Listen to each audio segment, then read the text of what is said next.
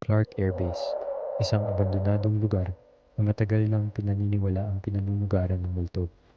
At ayon sa mga guard doon, may isang lumang ospital na hindi dapat pinapasok kapag gabi dahil may sundalo raw na hindi pa rin matahimik. Hanggang ngayon, bandang 11:00 ng gabi nang pumasok sina Carlo, Ben at Miguel sa abandonadong ospital ng Clark Air Base. Gumagawa sila ng horror content para sa social media. Sa una, masaya pa sila. Pre, baka viral to, natatawang sabi ni Ben habang hawak ang camera. Pero pagpasok nila sa loob, biglang nag-iba ang pakiramdam. Malamig, tahimik, at parang may nakatingin sa kanila sa dilim. Habang naglalakad sila sa hallway, nakakita sila ng mga lumang wheelchair at sirang hospital bed. May ilan pa na parang may tuyong dugo. Pre, alis na tayo, bulong ni Miguel. Pero bago pa sila makaalis, may malakas na tunog sa taas. Parang may bakal na nahulog. Napatingin silang tatlo sa hagdan at doon nila narinig ang mahinang boses. Help me! Napatigil sila. Narinig mo yun? Tanong ni Carla. Muling umalingaw ang boses. Help me! Sinundan nila ang tunog hanggang makarating sa isang lumang kwarto. Bahagyang nakabukas ang pinto. Pagbukas nila, walang tao. Pero sa gitna ng kwarto, may bakas ng putik na parang bagong yapak ng combat boots. Biglang namatay ang flashlight ni Dan. At kasabay noon, may mabibigat na yabag silang narinig sa hallway. Palapit na palapit. Dahan-dahang tinutok ni Carlo ang ilaw sa labas.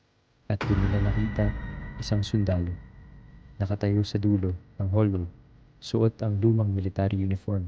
Sunog ang kalahati ng mukha at duguan ang katawan. Hindi ito gumagalaw. Nakatitig lang sa kanila.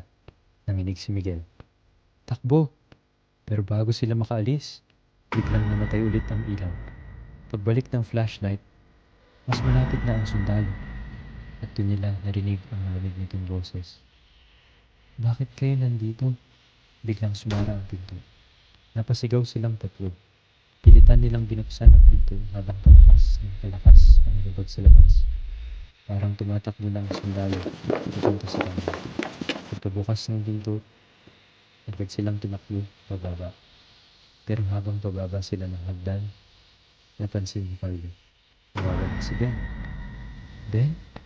Tahimik ang paligid hanggang sa narinig sila static doon sa camera ng hawak nito.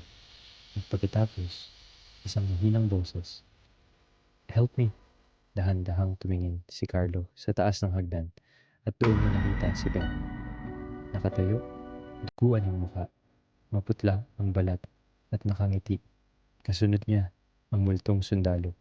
At biglang nagsalita si Ben gamit ang boses na hindi kanya. Hindi na siya makakaalis. Napasigaw sina Carlo at Miguel sabay takbo palabas ng ospital. Hindi na nila muling nakita si Ben. Pero ayon sa mga guard ng Clark Air Base, tuwing hating gabi raw, may naririnig pa rin na yabag ng sundalo sa abandonadong ospital. At minsan, may dugo ang lalaking nakatayo sa bintana, nakatingin sa mga taong sumusubok pumasok. Hanggang ngayon, marami pa ring misteryo ang bumabalot sa Clark Air Base. At ayon sa ilang nakaranas, may mga lugar doon na hindi dapat kinagalugat kapag gabi dahil baka may makasama ang hindi na tao. Gusto mo ba ng mas nakakatakot na kwento? Like, subscribe, at share.